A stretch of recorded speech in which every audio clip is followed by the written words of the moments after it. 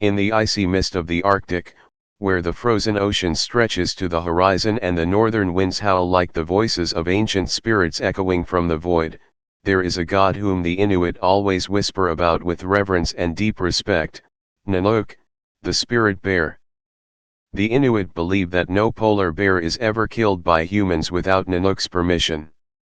He is not only the spirit of the bears but also the supreme judge, the one who decides whether a hunter is worthy of bringing down a bear or not.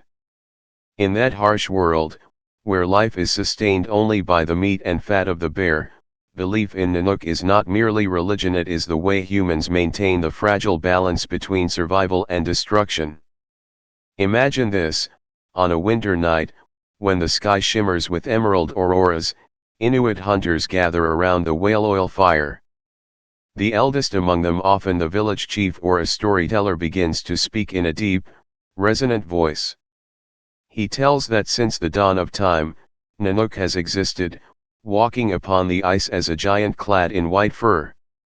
Each of Nanook's steps upon the earth is a judgment, each breath of his a gust of icy wind, and every gaze from those deep eyes a test of the human heart. The Inuit do not see the bear merely as an animal. They see within it a powerful spirit, a brother of humankind, a being that walks alongside them in the world of snow and ice. That is why Nanook is not only a god but also a symbol of connection, a reminder that humans never truly own nature, they are only allowed to live within its embrace. Old tales are still told, saying that when a hunter brings down a bear, the bear's spirit immediately returns to Nanook.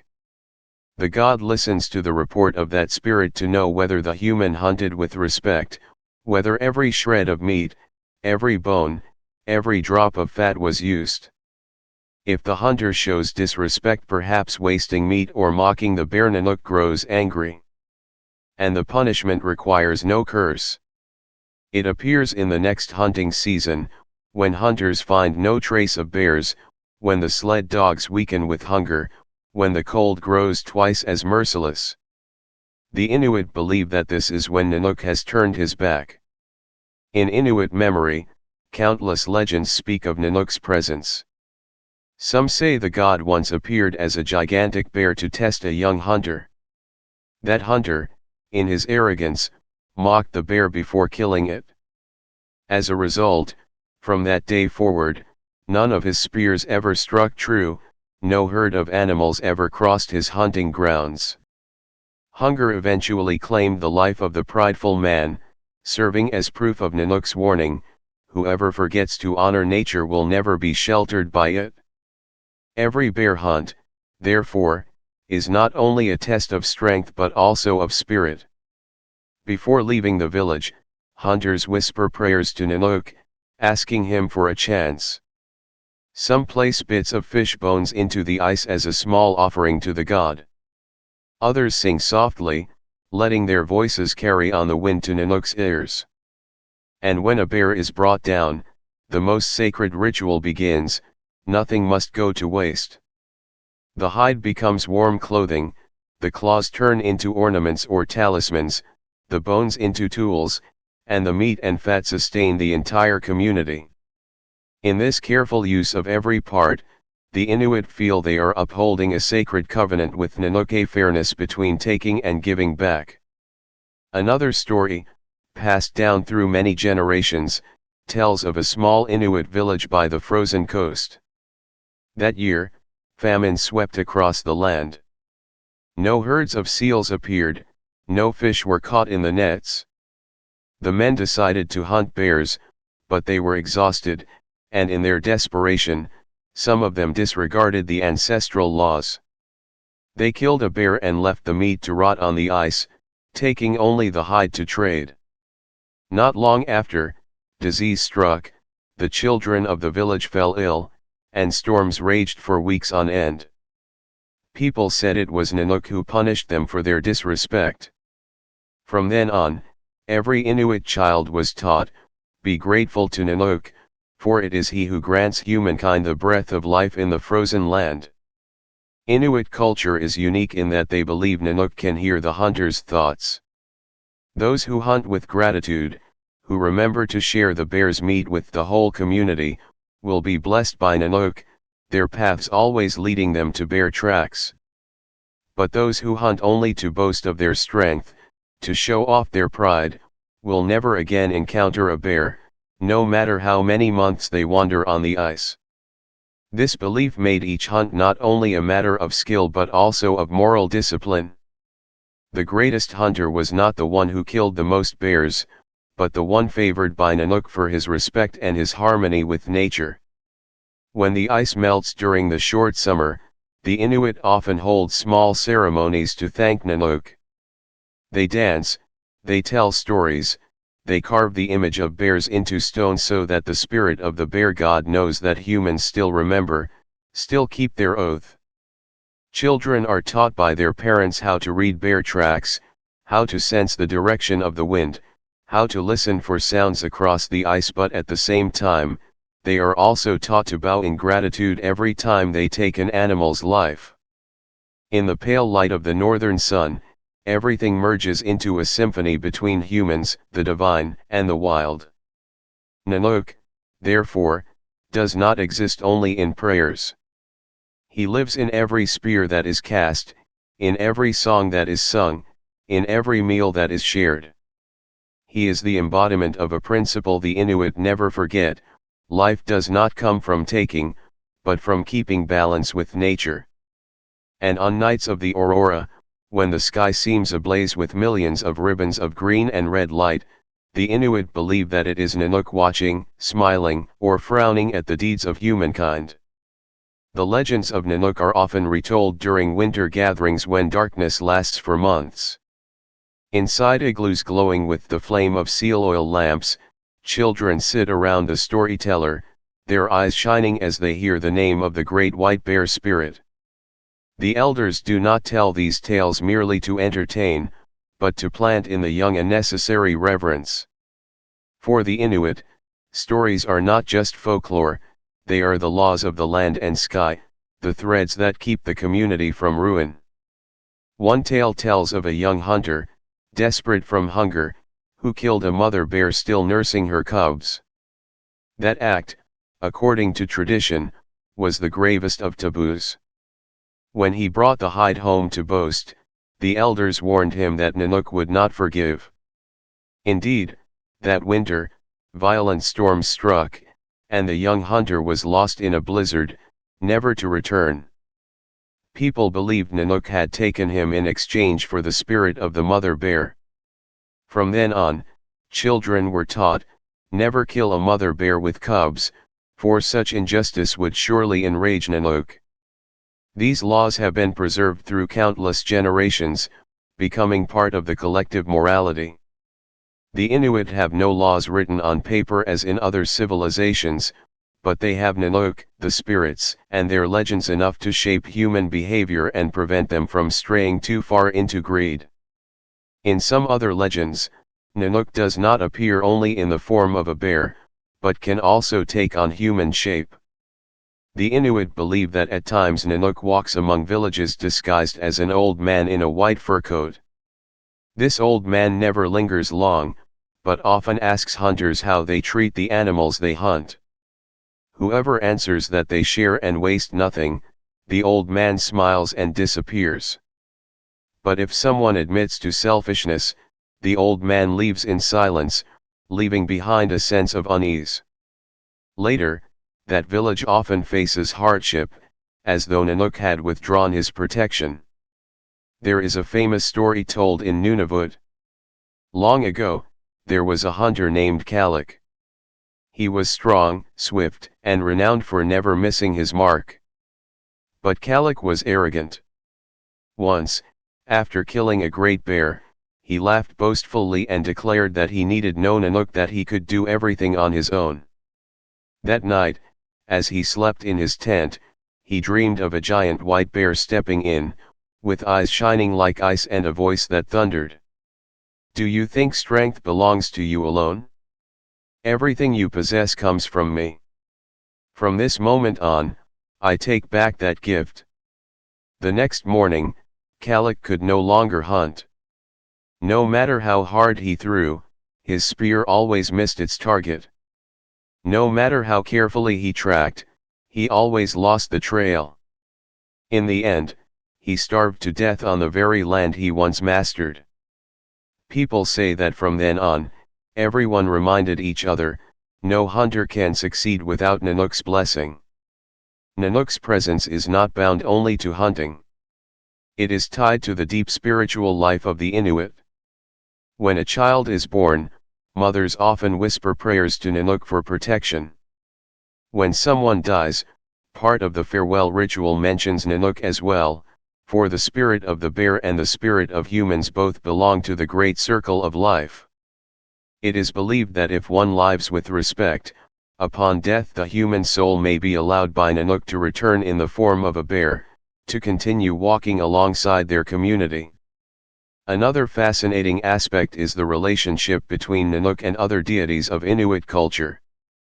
The Inuit have Sedna, the goddess of the sea, keeper of the souls of seals and whales.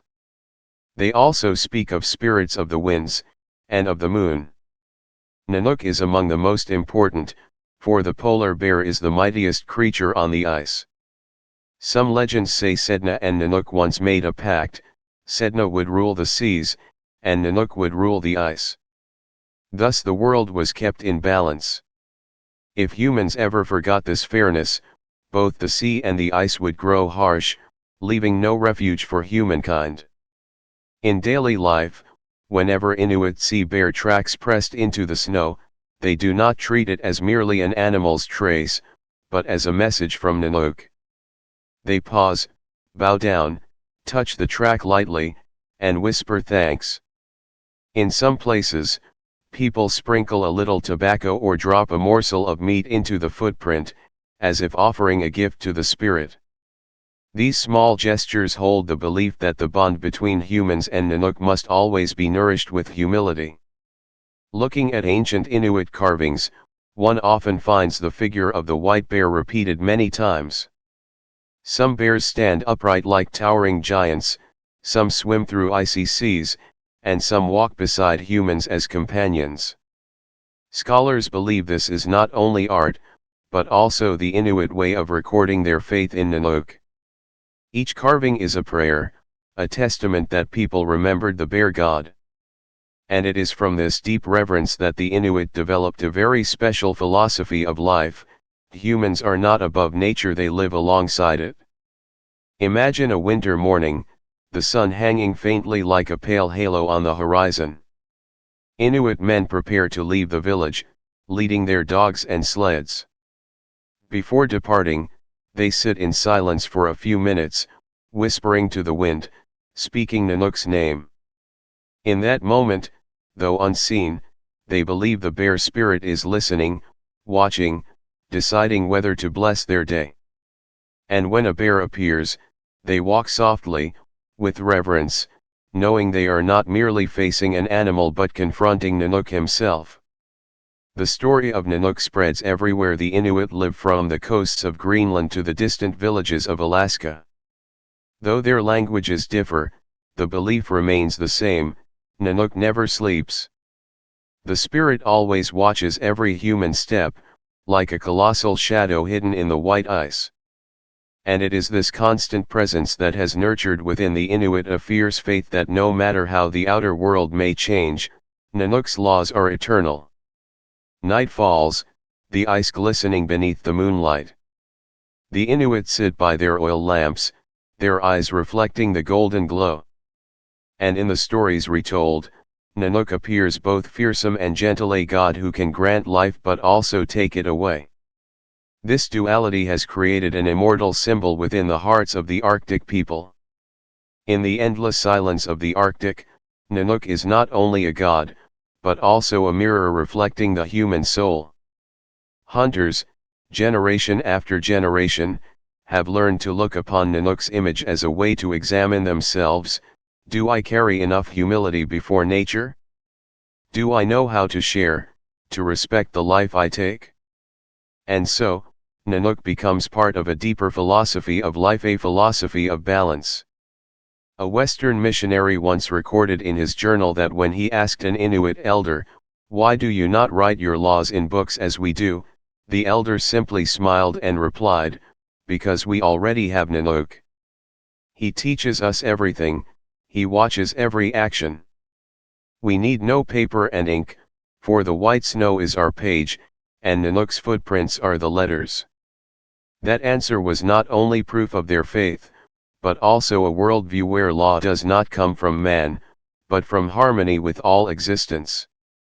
The Inuit also believe Nanook can grant certain people special powers. Some shamans, spiritual healers said to communicate with the spirits, have claimed to meet Nanook in dreams. The spirit appears as a massive bear, eyes shining like falling stars, granting them the power to heal or to guide hunters to where bears can be found. These shamans are revered by the entire village, not only as messengers to Nanook but also as guardians of a grave responsibility, to keep the community walking the righteous path, never straying into greed. One of the most beautiful legends of Nanook tells how he once saved an entire village from extinction. Long ago, the ice melted too early, the seals disappeared, and famine loomed. The villagers knelt, begging Nanook for help. That night, a gigantic white bear appeared in the heart of the village, yet it attacked no one. It stood still, its eyes holding the depth of the night sky. The villagers understood this was Nanook incarnate. The next morning, when the bear had vanished, they followed its tracks across the snow and found a great herd of seals gathered along the ice cliffs. They survived, and every year they held a ceremony to honor Nanook on the first day the ice began to melt. Many modern scholars, when studying Inuit beliefs, have been astonished by the ecological ethics hidden within the stories of Nanook. Instead of exploiting nature without restraint, the Inuit were taught that every action has consequences, that the bear spirit is always watching. This belief preserved the balance of the Arctic for thousands of years, long before modern humans brought in deadly hunting technologies. Nanook is not merely a god in mythology, but a living moral system, a spiritual compass. Imagine an ancient ceremony. On the white snow, the whole village gathered around a fire. The shamans wore bear skins, claws hanging around their necks, and lifted their voices in resonant song. Drums made of animal hide thundered like the heartbeat of the earth itself. People danced, they sang, they called out Nanook's name. In that moment, there was no distance between human and deity. All became one, like a hymn to life itself. Such rituals were not only to ask for success in hunting bears, but also to remind everyone that Nanook was part of the community's very flesh and blood. Some stories tell that Nanook was also the protector of justice. Old hunters said that if someone in the village grew greedy and hid meat instead of sharing it with the elderly and children, Nanook would appear in that man's dreams. The giant bear would sit before him, breathing out a chilling frost that made the greedy one tremble. And the next morning, whether he wished to or not, he would have to share the meat, for if he didn't, he would never again catch anything. That unseen yet powerful presence ensured that everyone upheld fairness and compassion. Inuit children grew up with these stories. They learned that Nanook was not only out on the ice, but within every breath, within every drop of blood. When they practiced throwing a spear, their parents didn't just teach them to aim, but to whisper a thank you to Nanook before the strike. When they tasted bear meat for the first time, the elders would whisper into their ears, "Remember, this piece of meat is a gift from Nanook. Be grateful, and you will never go hungry." Those words stayed with them for life, becoming part of an identity that never faded. On stormy nights, when the wind howled like the cries of countless spirits, the Inuit believed that Nanook was patrolling across the ice. Every gust of wind was his footsteps, every whistle the breath of the bear. By closing their eyes, they could feel his presence. Some even said that in their most desperate moments, lost, starving, they had seen a white bear walking ahead to guide them, disappearing once they found their way home. Perhaps it was only a vision born of despair, but for them, it was proof of Nanook's protection. The symbolic power of Nanook stretches far beyond Inuit borders. In many cultural studies, the polar bear is seen as a symbol of resilience, strength, and adaptability. But to the Inuit, Nanook is more. He is the just judge, the keeper of the rhythm of life. He is stern yet compassionate, like an elder father watching over his children, ready to punish, yet equally ready to protect. Today, even as the modern world reaches the most remote Arctic villages, the image of Nanook has never vanished.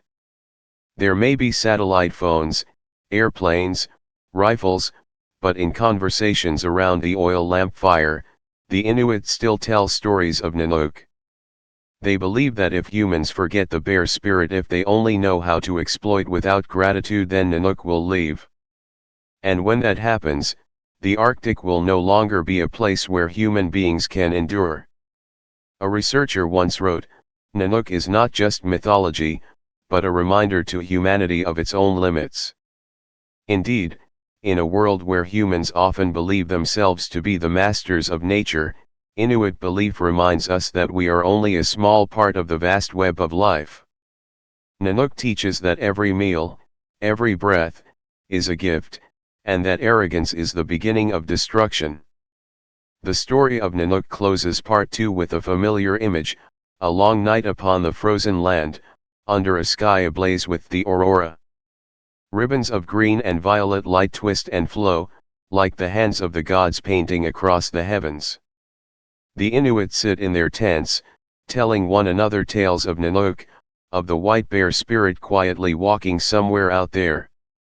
They do not see him, but they feel him. And it is that very faith which has nourished their strength to endure through thousands of years of ice and storm. Nanook, the great white bear, is not only the deity of the Inuit, but an immortal symbol of the bond between humanity and nature. In every paw print pressed into the snow, in every gust of cold wind, in every shimmering aurora across the night sky, Nanook remains, whispering with the ancestors, watching over his children on the eternal land of ice.